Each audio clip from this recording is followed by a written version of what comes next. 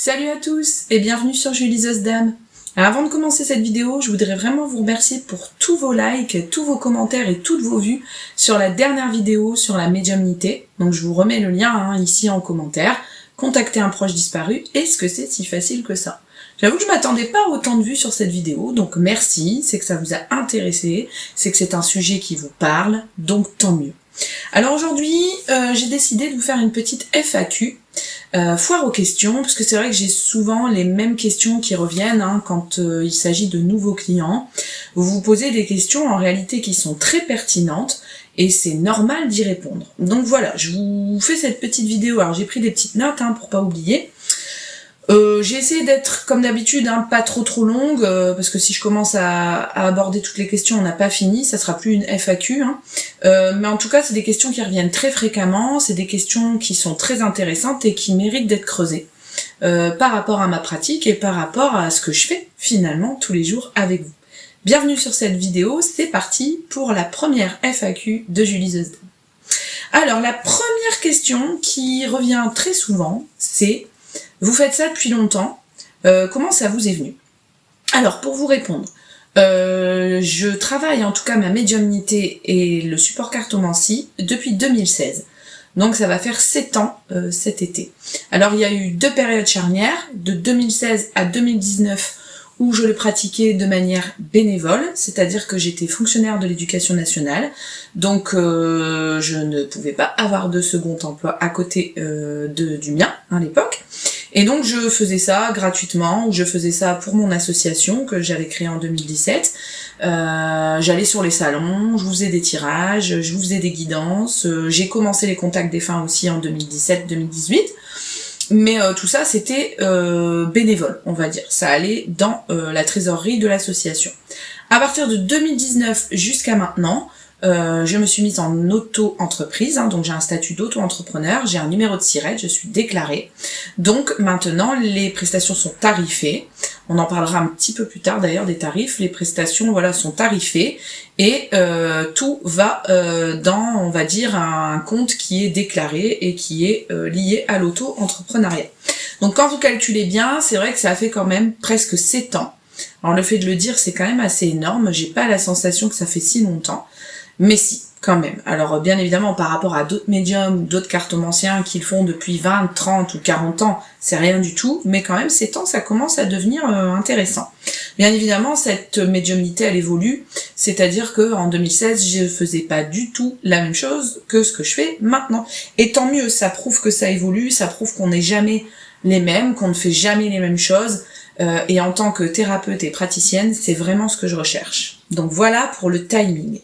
Comment ça vous est venu? Alors ça, c'est une question qui est souvent imbriquée dans la première, mais qui pour moi est complètement différente. Comment ça m'est venu? En fait, je pense que j'ai toujours eu des capacités depuis que je suis toute petite, mais que je n'ai pas pu exploiter ni développer, parce que je n'avais pas forcément un contexte familial qui me permettait de le faire, sans aucune critique. Mais voilà, j'ai grandi, je pense, avec cette sensibilité, avec cette intuition, cette capacité de ressentir les choses, mais sans jamais l'utiliser. Le point culminant, ça a été le décès de mon papa en 2007, où là j'ai commencé à me poser plein de questions sur la mort, me dire est-ce que c'est vraiment terminé, est-ce qu'il y a vraiment quelque chose derrière. Et donc progressivement, faut remettre les choses dans leur contexte. En 2007, je n'avais que 20 ans, donc j'étais encore un petit bébé, on va dire, et j'étais beaucoup plus concentrée sur ma vie perso, ma vie pro, puisque je terminais mes études pour devenir professeur justement, donc j'avais pas du tout la tête à ça, faut pas se le cacher. Et puis au fur et à mesure, voilà, j'ai commencé à travailler, j'ai eu mes enfants, et quand j'ai eu ma deuxième fille en 2014, là ça a vraiment explosé en termes de curiosité sur la médiumnité. J'ai commencé à aller voir des cartomanciennes, j'ai commencé à regarder des vidéos, à lire des livres, comme vous tous qui me regardez, je pense, on fonctionne tous un petit peu comme ça, on découvre cet univers passionnant, fascinant. Et puis après, ça ne s'est plus jamais arrêté, jusqu'au jour où en 2016, voilà l'autre point culminant également, j'ai croisé le sosie de mon papa à la plage en vacances, c'est-à-dire de manière tout à fait banale. Je suis partie en vacances avec mon ex-mari et mes 2 filles, et je suis tombée sur le sosie de mon père, décédé quand même presque 10 ans auparavant. Et là, je sais pas pourquoi, il y a un truc qui a explosé, j'ai commencé à faire des ressentis sur photo. je sais pas si vous avez connu ça, mais à l'époque c'était un peu la mode. On avait beaucoup de groupes Facebook un peu centrés sur le paranormal, ou en tout cas sur l'ésotérisme, c'était un peu la mode. Maintenant c'est très banal. Et en fait les gens postaient leurs photos, et on devait tout simplement dire ce qu'on ressentait sur eux. Moi qui adore les défis et qui est très jouette, j'ai commencé à faire ça, et en réalité je me suis rendu compte que tout ce que je disais collait parfaitement avec le ressenti des gens. Donc en fait je me suis plus jamais arrêtée. Achat du premier jeu de cartes, qui était un tarot à l'époque, que j'ai toujours, hein, il est là juste à côté de moi, à l'instant où je vous parle, mais que je n'utilise plus. Je suis pas hyper fan du tarot, mais voilà. Tout s'est mis en place, plein de jeux de cartes, plein de potentiels qui se développent, et c'est parti. Et on le sait très bien, une fois que la médiumnité commence à vous choisir, elle ne vous lâche plus. Donc voilà pour ces 2 premières questions qui finalement viennent un peu planter le décor quand on regarde bien, et ça vous permet de vous rassurer aussi quand c'est la première fois que vous me contactez sur, en gros, qui vous êtes et comment ça vous est venu. Je fais juste une toute petite parenthèse, je n'aime pas le mot don, parce que je trouve que ça fait un peu, on a pris une baguette magique et bim, on t'a mis un don. Moi, je parle plutôt de capacité, parce que le mot don, ça sous-entend qu'on l'a, et que c'est à vie, et qu'on le travaille pas forcément. Alors qu'une capacité, c'est quelque chose qu'on a, et qu'on peut travailler, et qu'on peut développer. Et moi, c'est ça qui m'intéresse. Deuxième type de question, est-ce que travailler à distance, ça fonctionne? Oui, bien évidemment. Alors c'est vrai que c'est pas la même dynamique, c'est pas la même chose. Quand on est en face à face, quand on est en présentiel, on a l'énergie de la personne manipule mes cartes, la personne touche mes cartes, on est en direct, finalement, on est en direct live, hein, voilà. À distance, alors maintenant on peut faire de plein de manières différentes, téléphone, Skype, Visio, Zoom, Messenger, Snapchat, tout ce que vous voulez. Et finalement, par contre là c'est moi qui manipule vos cartes, c'est-à-dire je me connecte finalement à votre énergie, et c'est moi qui manipule vos cartes. Bien évidemment, il y a un écart entre ce que vous allez tirer et ce que moi je tire, c'est normal, nous ne mettons pas la même énergie dans les cartes qu'on tire, mais finalement on s'y retrouve parfaitement, et je vais dire en ce moment 80% des gens qui me consultent sont à distance. Quand il y a eu l'époque du Covid, quand on était confinés, on était obligé de passer finalement à distance, on n'avait pas le choix, et ça a très très bien fonctionné également. Donc rassurez-vous de ce côté-là. Je sais que souvent il y a des craintes, je sais que souvent il y a des inquiétudes parce que vous avez peur finalement, soit que je vous arnaque ou que je vous dise n'importe quoi ou que ça fonctionne pas. Le travail à distance, ça fonctionne, même en énergétique. C'est juste le contact humain qui est différent, mais finalement voilà, ça fonctionne très très bien en termes de résultats. J'aime pas ce mot, mais c'est ça. En termes de captation d'énergie, de guidance, on capte. Donc vraiment rassurez-vous là-dessus. Souvent vous me demandez combien de temps ça va durer, quelle est la différence entre la voyance et la guidance. Je vous renvoie à une autre vidéo que j'avais effectuée sur différentes voyances-guidances pour que vous compreniez mieux. Mais finalement, pour vous répondre de manière assez naturelle et rapide, je ne peux jamais savoir le temps qu'une consultation va prendre, puisque tout dépend de vos problématiques. Pour vous donner un exemple, on peut très bien regarder une guidance sentimentale en 45 minutes si vraiment la personne elle est ok, au clair sur ce qu'elle veut aborder, si les cartes sont hyper claires sur ce que ça veut dire, automatiquement 45 minutes ça va le faire. Si c'est une situation beaucoup plus complexe, plus compliquée, avec plein de choses annexes qui sont on va dire polluantes, toxiques, bon là on va mettre 1h30. Donc vous voyez, je peux pas vraiment vous dire en termes de durée le temps. Alors j'ai pas de chronomètre. Ça aussi, quand vous venez me voir, ne cherchez pas d'horloge, ne cherchez pas de chronomètre. Alors j'ai mon téléphone portable juste pour des questions pratico-pratiques au cas où on viendrait m'appeler pour mes enfants ou des choses comme ça. Mais j'ai pas de chronomètre, je vais pas vous dire tac, ça fait 1 heure, au revoir.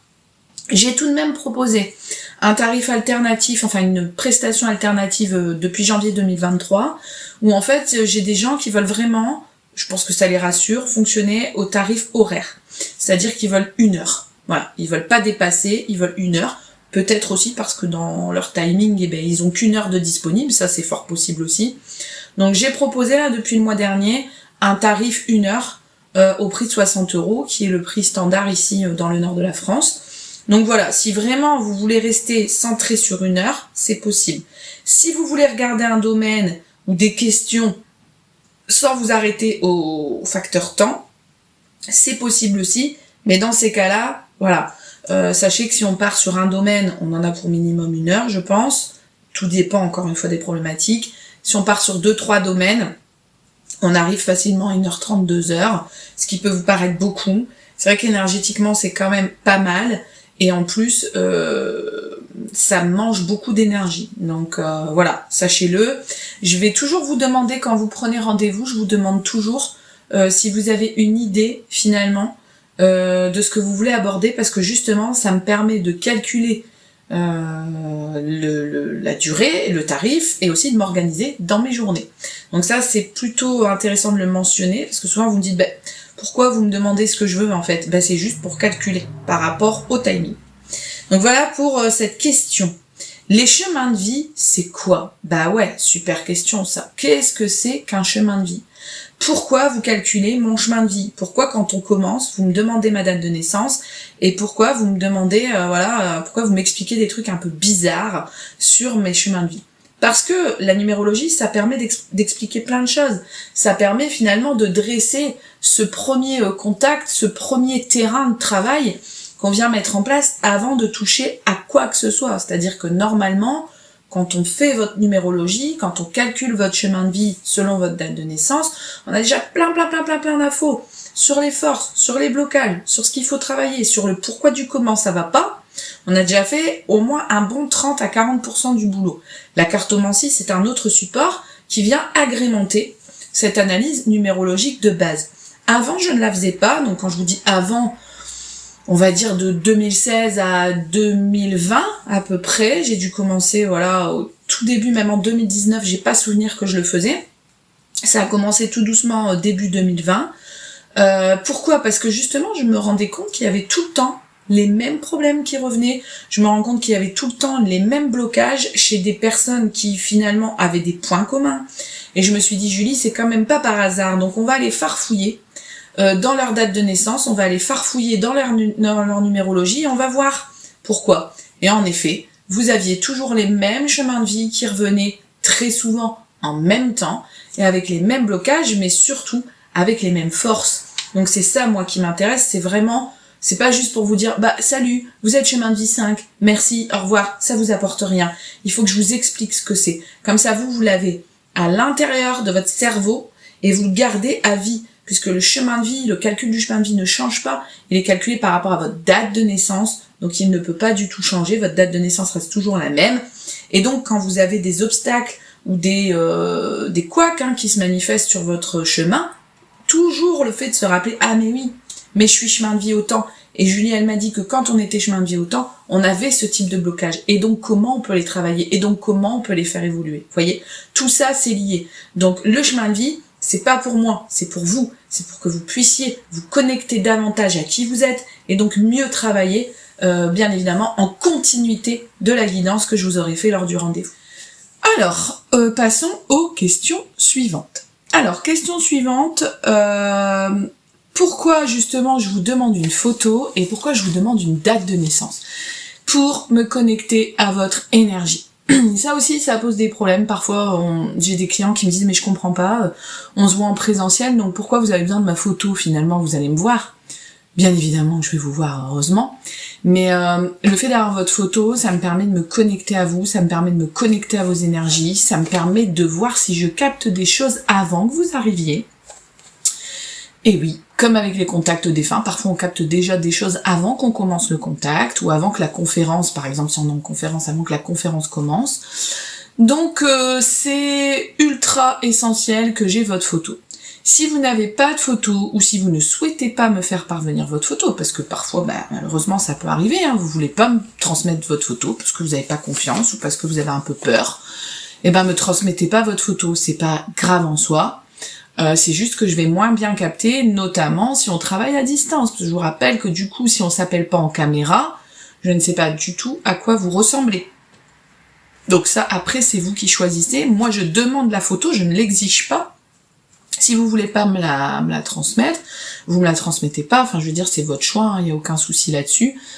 Si vous venez en présentiel, je vais finir par vous voir, donc pas de problème. Si on est à distance, je ne vous verrai pas.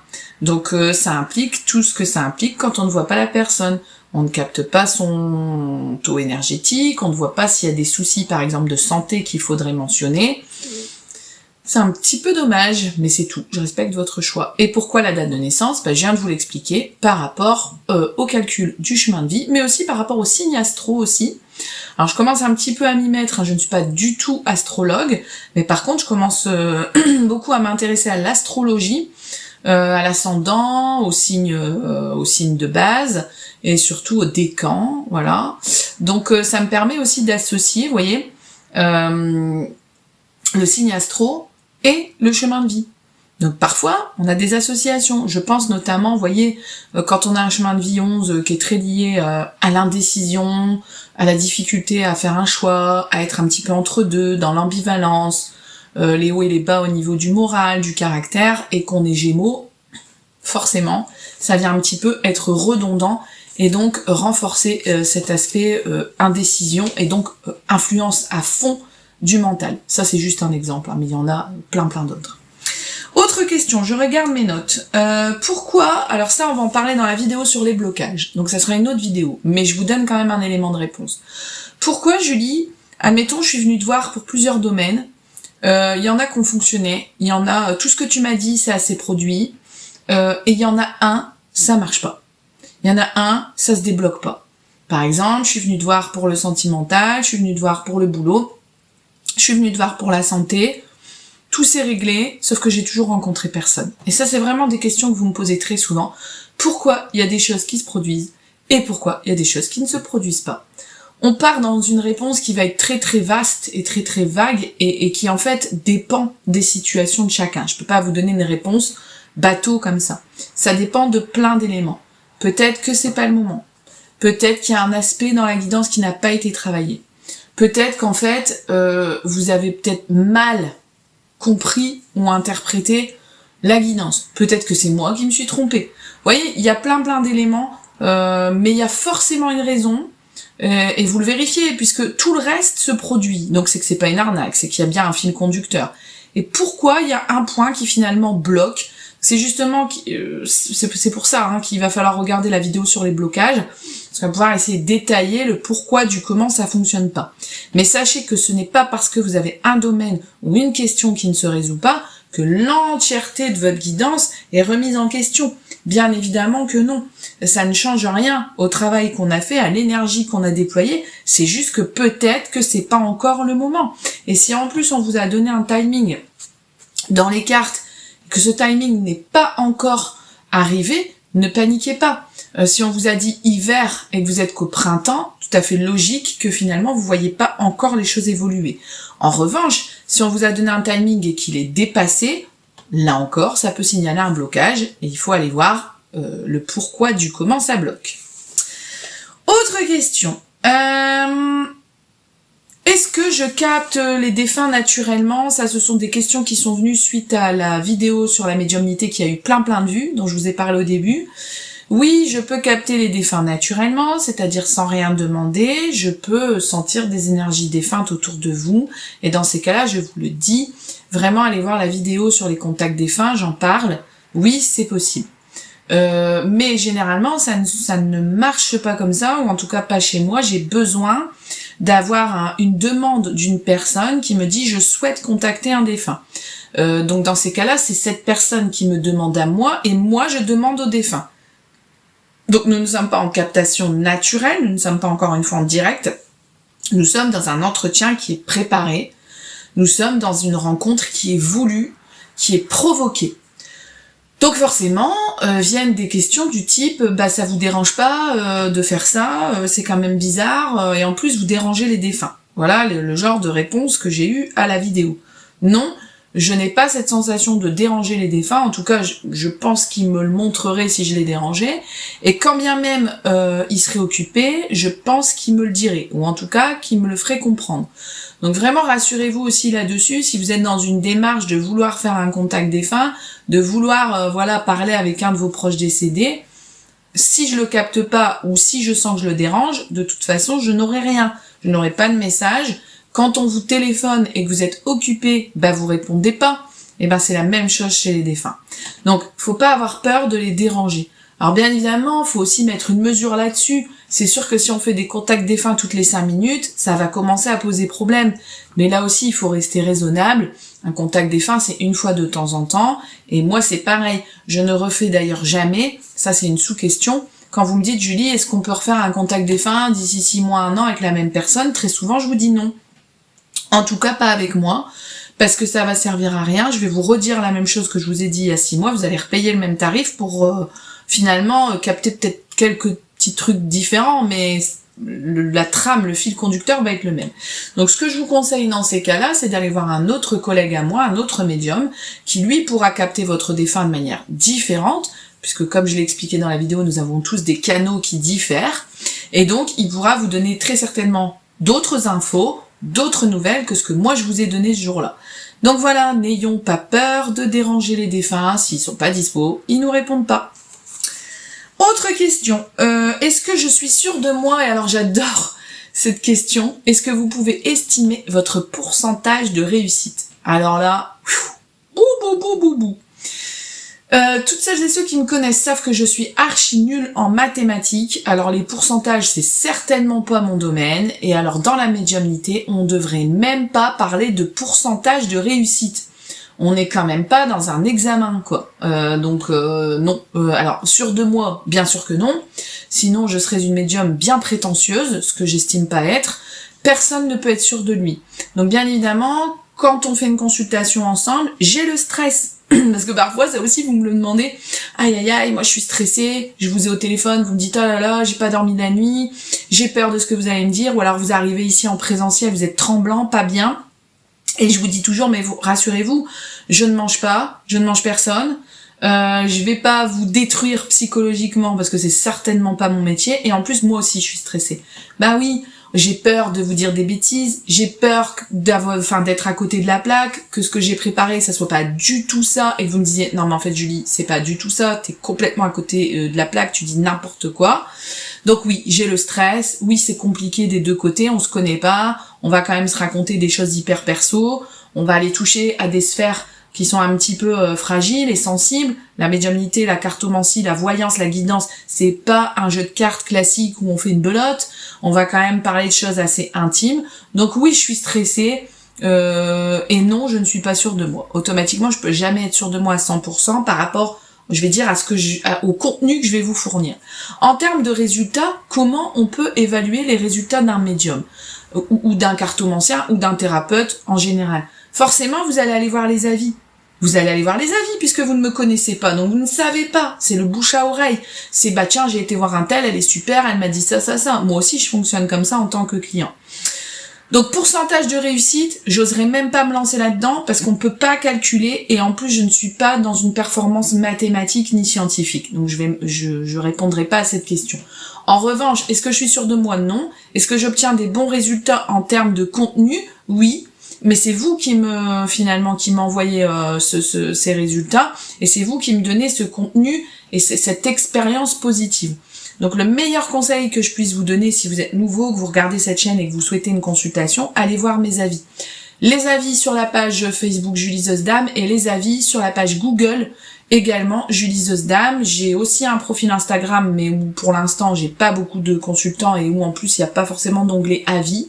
Mais vraiment allez voir là-dedans, allez lire, parce que bien évidemment moi je ne supprime pas, même les mauvais avis je ne les supprime pas, c'est normal, hein.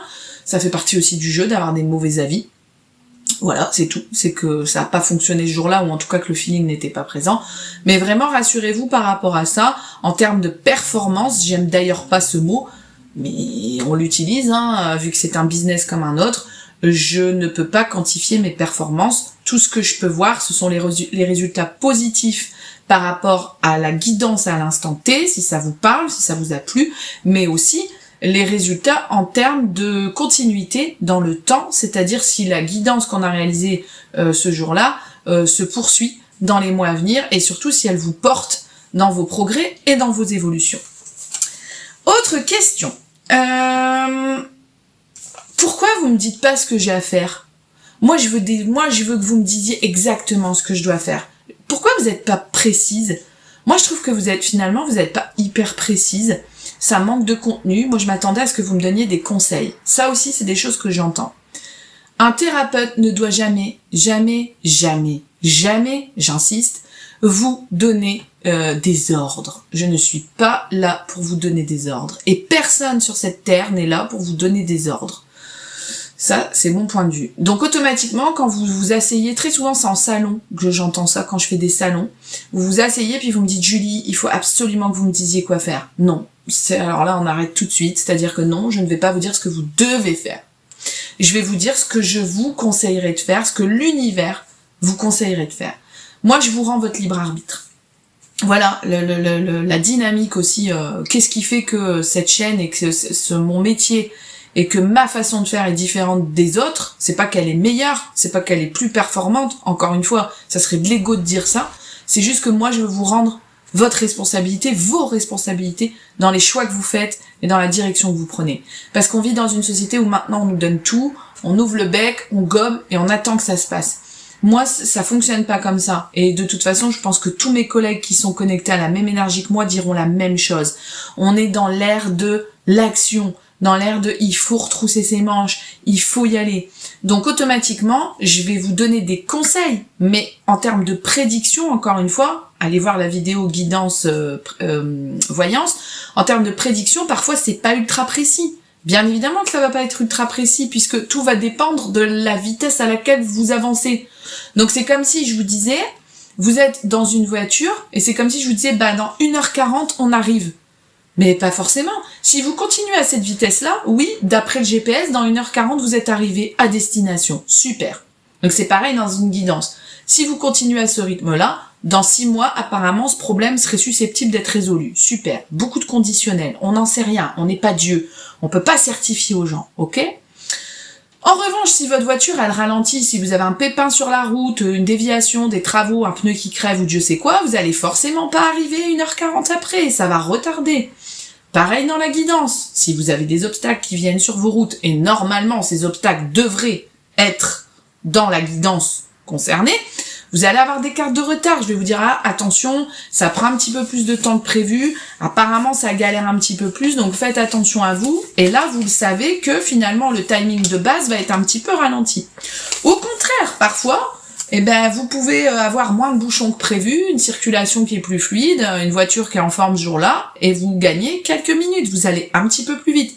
Pareil sur la guidance, vous allez bien travailler sur vous, si toutes les configurations sont mises en place, si entre deux il y a un petit peu de lâcher prise d'inattendu qui vient se produire, là aussi il y a la carte des chiffres dans l'oracle G qui viendra vous le souligner, vous pourriez atteindre vos objectifs plus vite que prévu. Et là souvent vous avez une réaction qui dit « mais non, c'est pas possible ».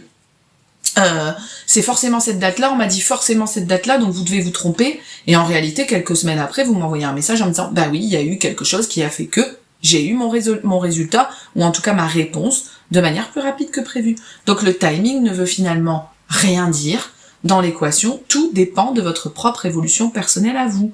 Donc je ne vous donnerai jamais d'ordre, je ne vous donnerai jamais de critique ni de jugement, parce que vous êtes une personne lambda et que j'en suis une également, et que ce n'est certainement pas mon truc de vous critiquer.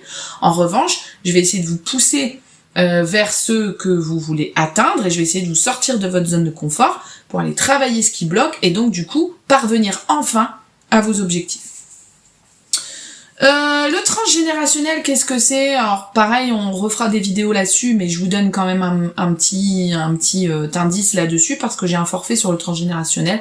Je ne suis pas encore une fois spécialiste du transgénérationnel, il y a des gens qui ne font que ça, donc je les admire d'ailleurs, parce que c'est un boulot de fou.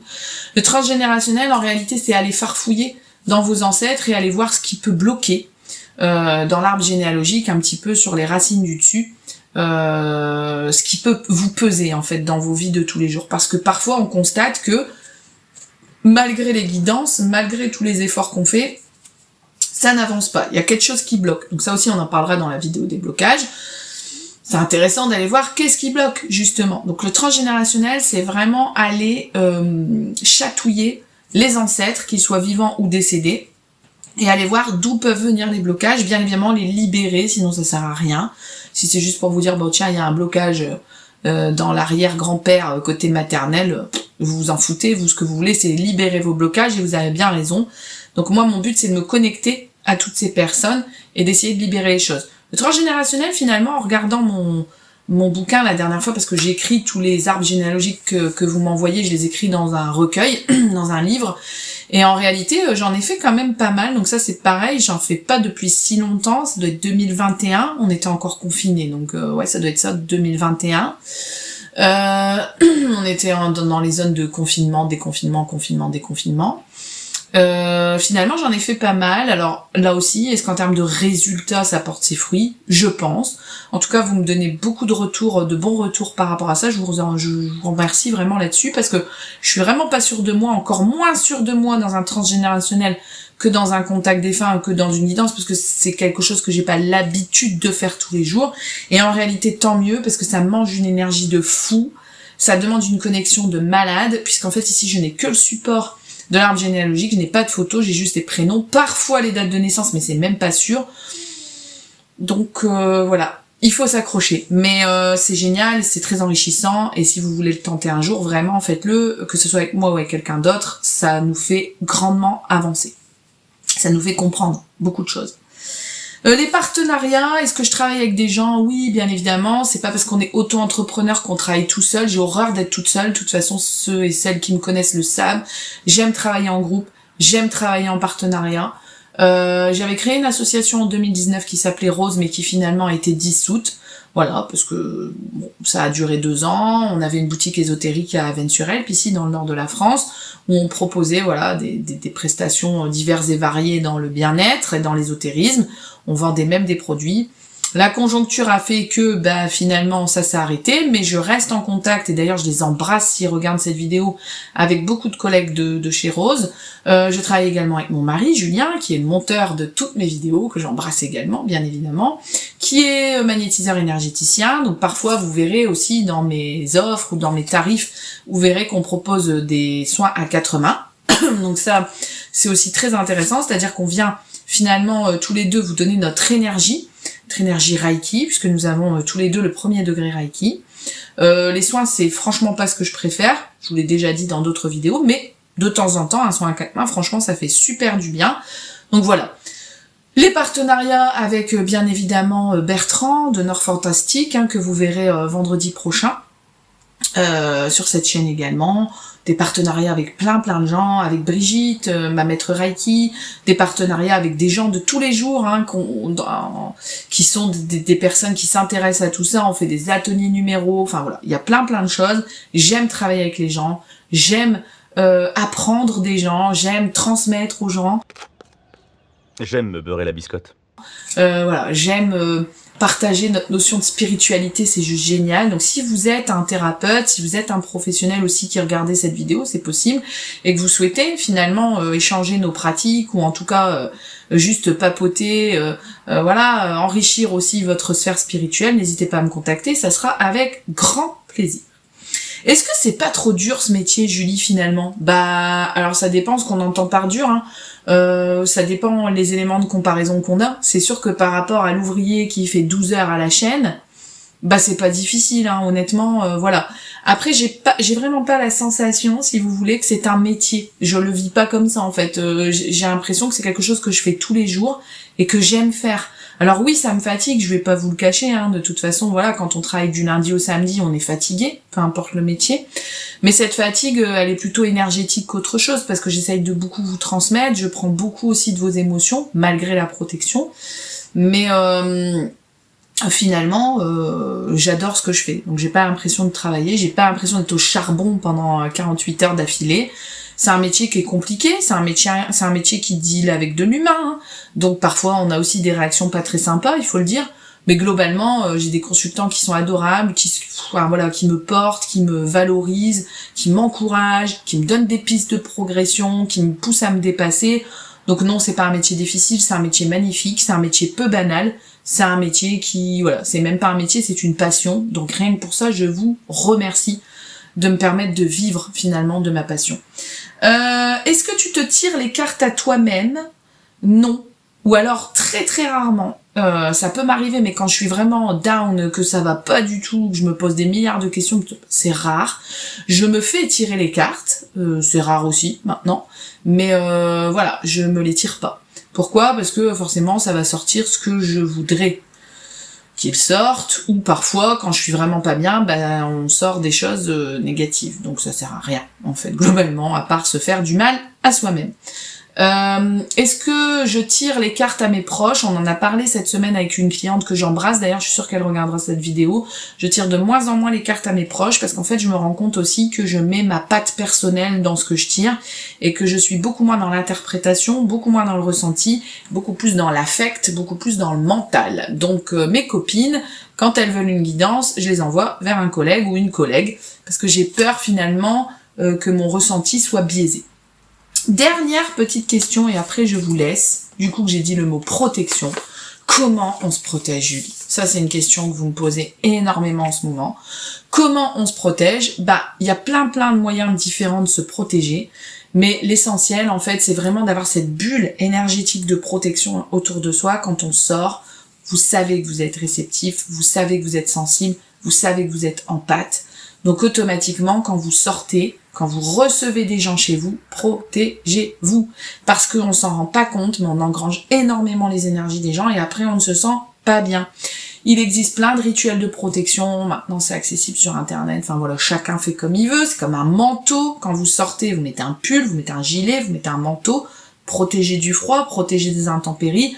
Personne n'a toujours le même manteau, personne n'a toujours la même protection, c'est la même chose. Il existe des pierres également, alors si vous voulez je ferai une petite vidéo aussi sur les moyens de se protéger, ça donne des idées de vidéos futures. Il existe des pierres de protection, il existe des rituels de protection, mais en tout cas une chose est sûre, protégez-vous, pas à l'extrême, mais protégez-vous, faites attention à vous, ne vous livrez pas comme ça comme une porte ouverte où en fait on chope tout ce qui passe, et surtout protégez également vos habitations, parce que les maisons sont très polluées en ce moment, il y a plein d'énergies polluantes qui stagnent, et après vous vous sentez pas bien, vous avez parfois des petits phénomènes paranormaux qui font que nous sommes obligés d'intervenir en purification d'habitation, donc quand je dis nous, c'est Julien et moi, mon mari, hein.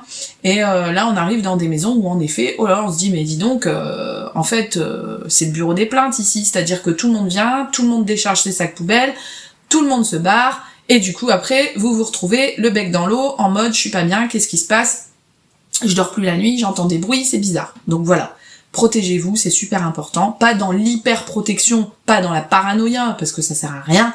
Quand on sort, on met pas 3 couches de manteau au-dessus de soi, hein, mais on met juste ce qu'il faut pour dire de pas avoir froid. Donc c'est pareil dans l'énergétique, on met ce qu'il faut pour dire de pas se laisser manger par les énergies des autres. Voilà, cette vidéo est terminée, je vous remercie beaucoup pour votre attention. Comme d'habitude, de toute façon, vous êtes hyper attentifs, vous êtes hyper connectés, et j'avoue que j'adore du coup échanger avec vous via ce biais. Si vous n'êtes pas encore abonné, n'hésitez pas à cliquer, activez la cloche, suivez, voilà, restez connectés, parce qu'il y a plein de vidéos qui arrivent. Merci pour vos likes, merci pour vos partages surtout, merci pour vos commentaires, parce que moi j'ai vraiment besoin de savoir ce que vous pensez de tout ce que je vous raconte, et je vous renverrai très régulièrement vers cette FAQ, quand je vois qu'il y a des questions qui reviennent, je vous mettrai ce petit lien voilà, dans les consultations. N'hésitez pas aussi à l'envoyer à celles et ceux qui éventuellement voudraient une consultation mais qui hésitent, ça peut permettre de balayer certaines choses et du coup d'aborder la consultation plus sereinement. Prenez soin de vous, je vous embrasse et à très bientôt. Ciao!